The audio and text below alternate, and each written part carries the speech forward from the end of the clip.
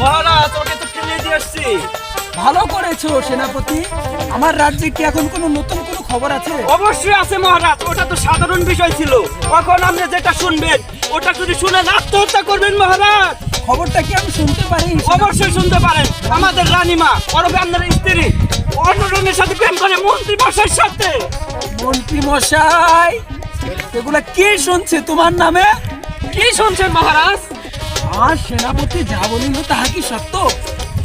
না মহারাজ, সেটা সত্য না। এই মিথ্যা কথা বলবে না। তুমি কালকে পুকুর ঘাটে যাওনি রানীমাকে নিয়ে? মহারাজ আমি তো মাছ ধরতে দিয়েছি।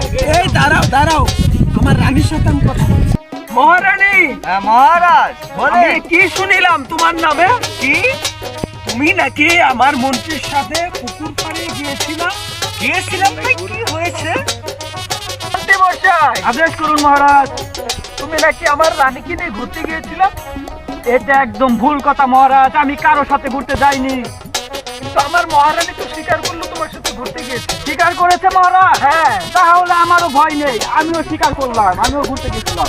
আমি গরিব বলে কি আমার মন নেই? আমার কি ভালোবাসা নেই? আমার মন নেই। আমি আপনার রানীকে একদিন ঘুরতে নিয়ে গেছি, তা কি হয়েছে মহারাজ? তাই বলে আমার মহারানীকে নিয়ে তুমি ঘুরতে গিয়েছো? মহারানী আপনার, কিন্তু আমারও তো মন আছে, আমারও তো মন চাই যে মহারানীকে নিয়ে একটু ঘুরি। আপনি সবসময় মহারানীকে কাছে রাখেন, আমার কি মন চায় না একটু ঘুরি নিয়ে?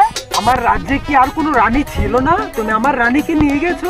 ওই রানী আমার খুব পছন্দ, অন্য রানী আমার পছন্দ না। ঠিক আছে, আমি আমার রানীকে 10 মাসের জন্য আমি বনবাসে পাঠিয়ে দিলাম। আদেশ করুন মহারাজ। এই বেঈমান এই মির্জাফর মন্ত্রীকে তুমি এখনই কারাবন্দী করো। এই সৈন্যরা আমাকে ধরো, আমাকে ছেড়ে দাও, আমি রানীর কাছে যেতে চাই, আমাকে ছেড়ে দাও। মহারাজ আমার রানী তো ভেগে গেছে আপনার সেই মন্ত্রীর সাথে। না না, এটা হতে পারে না। আমরা ওখানে যে বিশ্রাম নেই, চলো বসো, এখানে বসো। অনেক দিন ধরে আমরা বিশ্রাম নেই না।